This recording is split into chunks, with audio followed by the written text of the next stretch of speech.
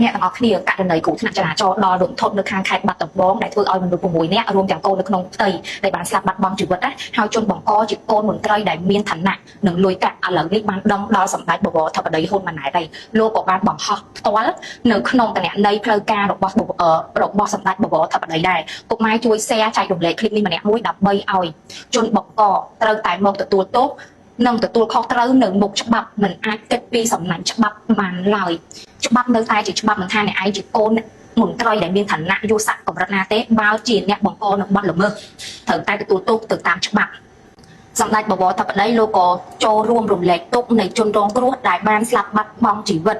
ហើយជនបង្កដែលបានបង្កគ្រោះថ្នាក់នឹងក៏បានរត់គេចខ្លួនបានចេញបទបញ្ជាឲ្យឯកឧត្តមកើតរិទ្ធឧបនាយករដ្ឋមន្ត្រីក្រសួងយុតិធម៌និងឯកឧត្តមសថេតអគ្គស្នងការនគរបាលជាតិត្រូវធ្វើការស្រាវជ្រាវឲ្យបានម៉ត់ចត់បំផុតនិងរកឲ្យឃើញអ្នកដែលបើកបររថយន្តពិតប្រាកដដែលបុកមនុស្សស្លាប់ទាំង6នាក់នេះហើយអនុវត្តច្បាប់យ៉ាងតឹងរ៉ឹងនិងផ្ដល់ភាពយុត្តិធម៌ដល់ជនរងគ្រោះ